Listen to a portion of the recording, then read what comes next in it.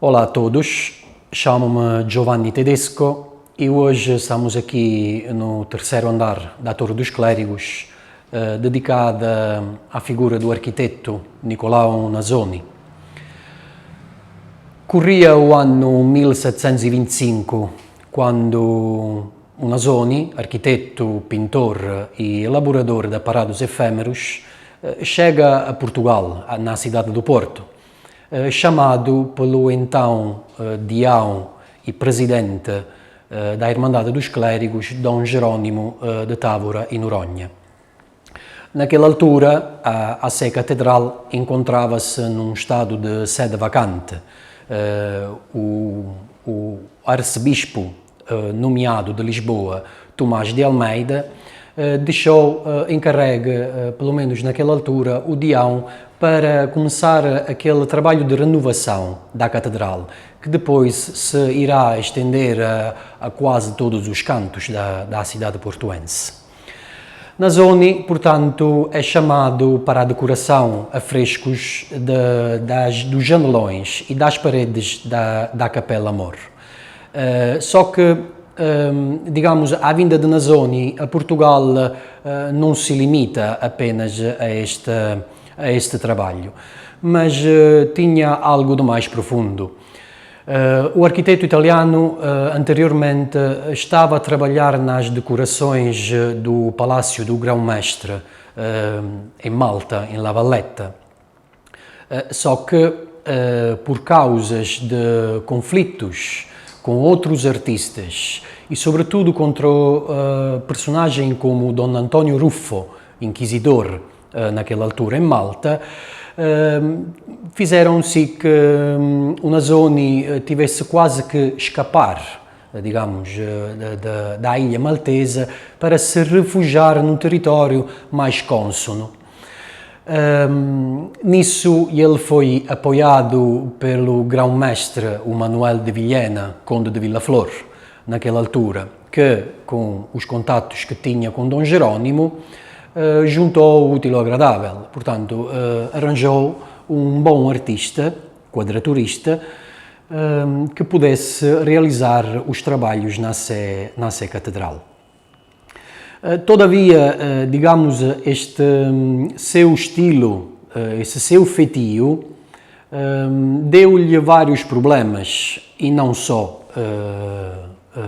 em Malta.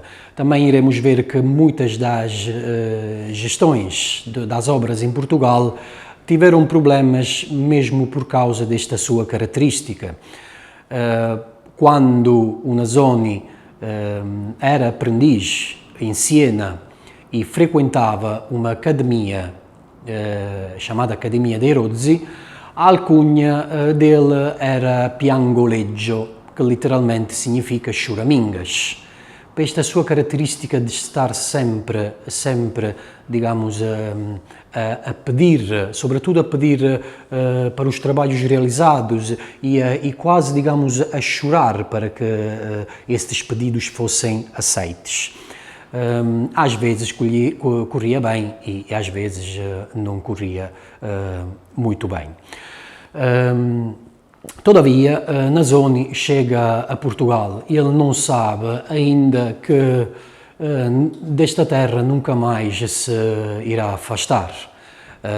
De 1725 até a data da sua morte, ocorrida em 1733 e 73, o Nasoni irá viver por aqui, trabalhando para o norte de Portugal e realizando a maioria das obras dos edifícios que ainda hoje em dia são reflexo daquele período de renovação. E, além disso, o Nasoni chega a Portugal para, digamos, como pintor e quadraturista, mas vai acabar como arquiteto, dado que as obras de pintura se irão apenas resumir nas decorações da Capela Mor da Sé do Porto e nos frescos que decoram as naves da Sé de Lamego. De facto, Nasoni, depois destas obras, deixa completamente a atividade de pintor, dedicando-se apenas àquela portanto, de projetar edifícios, um dos quais será o Complexo dos Clérigos. Em 1731 começa o sodalício profissional entre Nicolau Nasoni e a Irmandade dos Clérigos, com a reunião que se teve em dezembro daquele ano para, digamos, estabelecer tudo o que era preciso para o começo das obras da Igreja dos Clérigos. Na realidade, o sodalício com a Irmandade começa desde logo, porque a amizade que vai ligar o Nasoni com Dom Jerónimo é, a partir desde o início, muito forte. Exemplo, o fato do primeiro filho do Nasoni, nascido em Portugal, o Dom Jerónimo será padrinho dele, e a segunda mulher do Nasoni, que era ama da casa de Dom Jerónimo, portanto, será por meio de Dom Jerónimo que o Nasoni casará outra vez com esta pessoa. Portanto, digamos que o Nasoni é já desde sempre ligado ao seu mecena, o Dom Jerónimo, que será também a pessoa que lhe dará o encargo de supervisionar e de desenhar a Igreja dos Clérigos. Em 2 de junho de 1732 foi feita a procissão e foi lançada a primeira pedra para a construção da igreja. Uma nota diz que na noite anterior o espaço adjacente aonde deveria ser construída a igreja era completamente iluminado, e estas iluminações foram desenhadas pelo mesmo arquiteto. Portanto, as obras começaram a partir daquele dia e foram feitos trabalhos, foram avançando os trabalhos até 3 meses, 4 meses depois, quando, de repente, o António Pereira, mestre pedreiro, encarregue para a construção, sobretudo dos alicerces, decide de não trabalhar mais, de não continuar na execução da obra. Isto vai criar uma paragem nas obras que demorará pelo menos até 1739, quando a Irmandade nomeará outro mestre pedreiro na pessoa de Francisco da Silva, que era um entalhador que trabalhava junto com Nasoni nas obras da Sé. E, por acaso, a partir deste ano e até 1946, as obras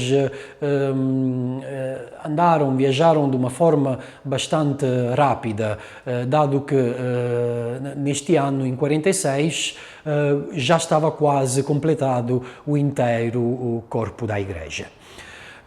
Depois disso, sucessivamente, o Nasoni fez outro projeto que incluía a enfermaria, que já estava, digamos, nas ideias da Irmandade, e, sobretudo, a edificação da Torre dos Clérigos.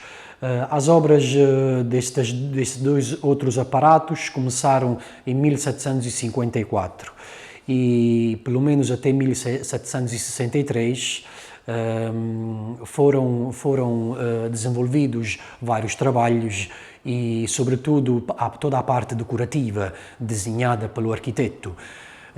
A parte, seja da torre e seja da fachada da igreja, leva todo o repertório que o Nasoni aprendeu em Itália. com todos os elementos decorativos, como os nichos, com os santos e os vários elementos decorativos florais, os vasos e aquela perspectiva que era única do Nasoni e que ele tinha ganho graças, sobretudo, à elaboração de parados efêmeros, que eram pequenas esculturas e sobretudo, eram obras que o Nasoni levava sempre com ele e portanto, jogou esta sua capacidade de poder associar, portanto, os desenhos e as linhas das obras efêmeras com edifícios, com os clérigos, que ainda hoje são símbolo daquela linguagem. Em 12 de dezembro de 2014 foi inaugurada a igreja, a enfermaria e a torre dos clérigos depois das obras de restauro. Nessas obras foi levada à luz a cripta que existe por baixo do altar-mor. Esta cripta continha umas ossadas, algumas com referências e outras sem referência. Desde logo, a administração da Irmandade, na pessoa do Bispo Américo Aguiar, decidiu avançar um estudo genealógico e antropológico para que, embora hipótese remota, podia-se fazer, podia-se ver se naquelas ossadas ficassem ainda os restos mortais do arquiteto, do Nicolau Nasoni, dado que os documentos falam de uma sua sepultura no interior da igreja. O estúdio, da nossa parte, o estúdio genealógico incluía, portanto, descobrir se existissem ainda, portanto, descendentes diretos do Nasoni, para o qual se pudesse fazer um levantamento do ADN e para fazer depois uma futura comparação com as ossadas.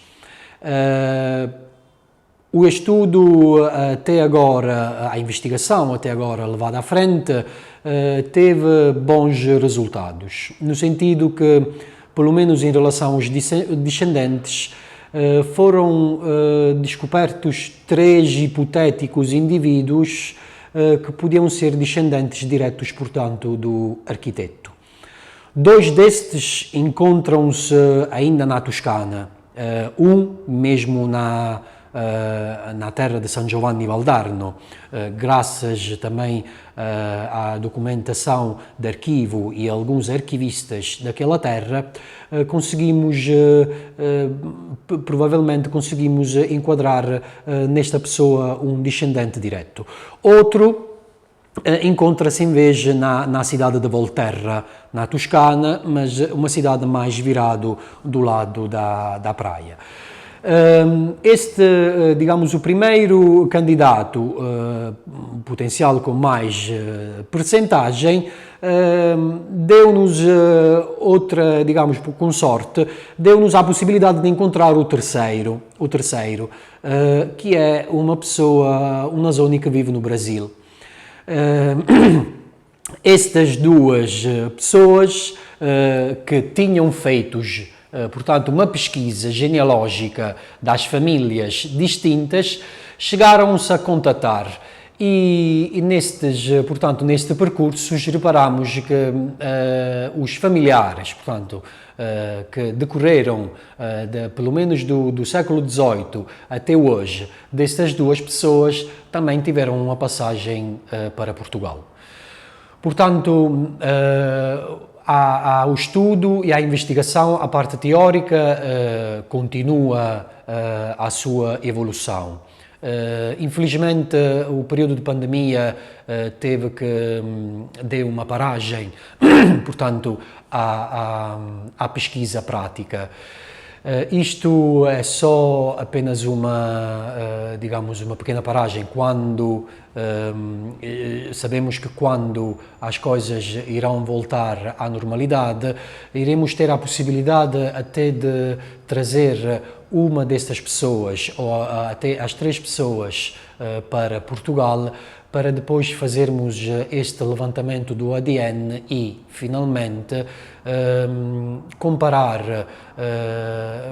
o ADN com um descendente direto do Nazoni e as ossadas que foram encontradas, para desvendar uma vez por todas, ou para, digamos, dar a justa colocação ao que possam ser os restos mortais do nosso arquiteto.